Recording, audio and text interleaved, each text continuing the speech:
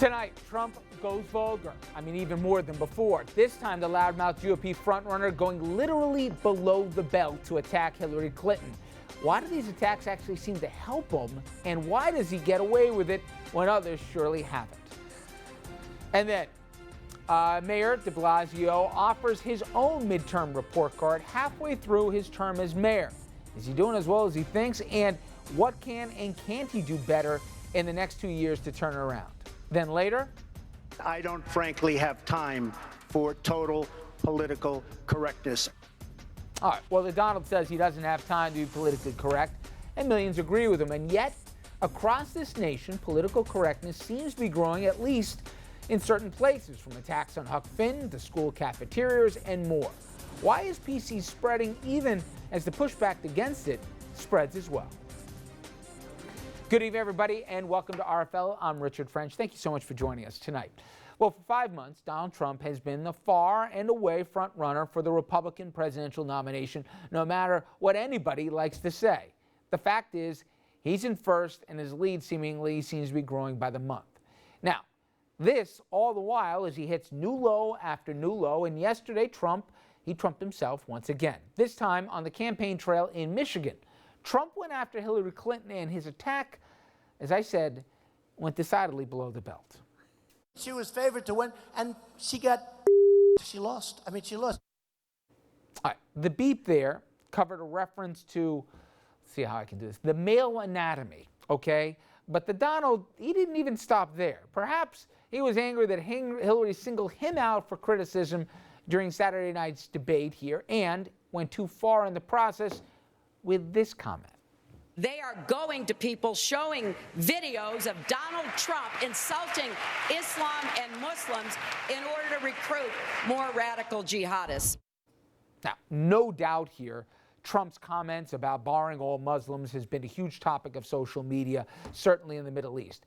But the fact that Hillary's reference to a specific video, no one's found the existence of that as a recruiting tool for ISIS. Trump has already demanded an apology, so last night he continued to complain. What happened to her? No, she's terrible. She's terrible. Donald Trump is on video, and ISIS is using him on the video to recruit. And it turned out to be a lie.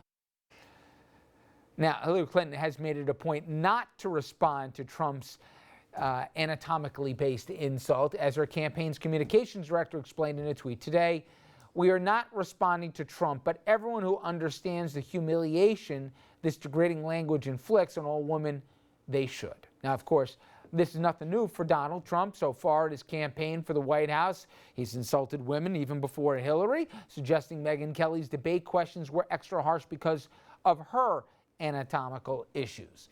He's insulted immigrants. Remember the rapist line? He went after veterans and prisoners of war. Just ask John McCain. Even the disabled when he mocked a New York Times reporter. And there's more that I'm leaving out. So what does this say about us and our political process when the race for the White House becomes a race to the bottom? And why does Trump get away with this time after time after time? And it would sink almost any other candidate that we can name. Now, for answers, we turn to tonight's panel. Jeanne Zaino, the lovely Jeanne, professor of political science at Iona College and professor of campaign management at NYU. Dominic Carter, I won't call him lovely, but he is a political journalist and author, and a lot more. And Andrew Whitman, our senior political correspondent. And I'll start with you, Andrew, in that no matter what people want to believe at this point, and I was as dismissive as anybody from the beginning, anybody who pretends he's just going to magically go away, as much as certainly the Republican establishment would love him to do that, he's not going away. No. But why has he gotten away with this when we can think of so many people who've made fractional, singular missteps that all of a sudden are front page news and then they're drummed out or even resigned for office or something else?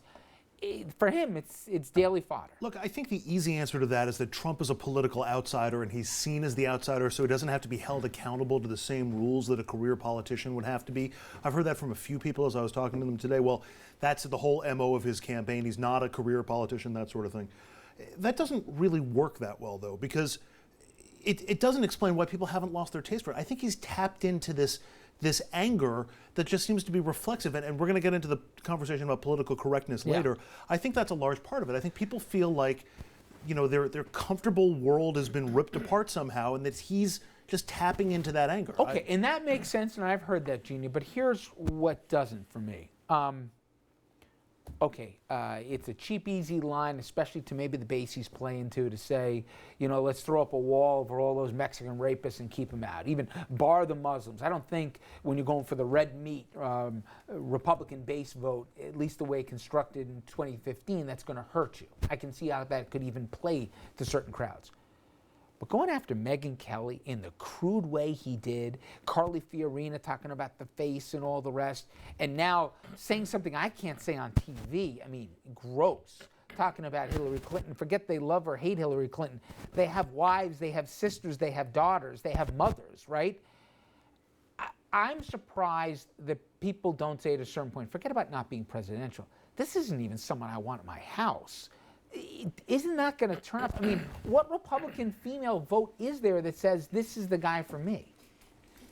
I have real trouble imagining that, for instance, Iowa evangelicals go to the polls and say, this is the guy we want to represent us. Because he, from an issue standpoint, but also just rhetorically, is diametrically opposed to everything these people stand for.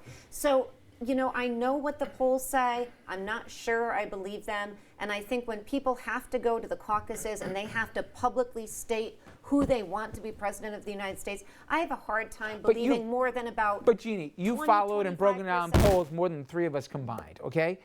There's been so many of them, from national polls to statewide polls. There's micro polling within it. You can break it down. There was a new report today that said Trump's numbers might be underrepresented in polls because Republicans don't want to admit to a pollster that they're actually considering voting for. Well, yeah, that spiral of science theory. But first of all, national polls mean nothing. There's no national primary, so we don't national poll. We do, but it doesn't make sense. You statewide poll, and if you even look at Iowa, what does he have? He has 30% of Republicans who say they will vote for him. These are people who generally don't go out to vote. So do they go out to caucus number one? And these are people who probably are going to amount to what? 8% of the American population in the end. So I think we have to be very cautious about the poll numbers. That said, you're absolutely right. You look at these polls in totality, he seems to be on the top. But I can't help but think, while you're talking about what he's saying, that a lot of that has to do with name recognition and the fact he is consistently in the news, making headlines. And when people actually have to cast a vote for president, I'm not so certain as many people will say, this is the person we want. I just don't see it happening. Two questions, Dom, on how to handle them. First, Hillary Clinton already said today, no chance, no how, no way am I ever going to apologize to this guy, And she shouldn't apologize. Right, and you guys said that last night, to be fair, and certainly he hasn't apologized for anything he said on the trail. But from the Republican side, the establishment's tried everything. They've tried negative ads, they've tried whatever. What do you think will be his biggest challenge? Will it be where Republicans say, okay, for as much as he makes good TV, let's talk about who this guy is. He's pro-choice, okay? Forget what he says now. He's flip-flop on that issue. He's supported Hillary Clinton in the past. You go through some of his social issues, pro-gay marriage, and then the rest. Will all of a sudden his not being Republican enough be the bigger worry, or will it be that he'll finally go too far? He'll say something, whether it's to a Megyn Kelly in the next debate that Fox has, or he'll broach that line where Republicans say, wait, now you're going after one of our own. What's his biggest worry, within the party, or that they point out that he's not really a Republican? Pointing out that he's not a Republican is not going to work. They've already tried that. Excuse me. He spins do you think away. People know? Do you think the electorate know? I think the electorate clearly knows some of his positions as it relates to the past. I think the best thing the party can do is get out of the way. I know it's a high risk. Get out of the way. Let Trump be Trump. And pray that the professor is correct, that the polling is not accurate, and that his supporters won't turn out one or that the polls don't truly reflect what's going on. What's the alternative? If you try and gang up on him, you're only going to make him the king. But they've been doing that for 5 months. They've ignored him for 5 months or laid off of him for 5 months, and he's been able to get out to this massive lead in the polls and seemingly generated his own head of steam at this point.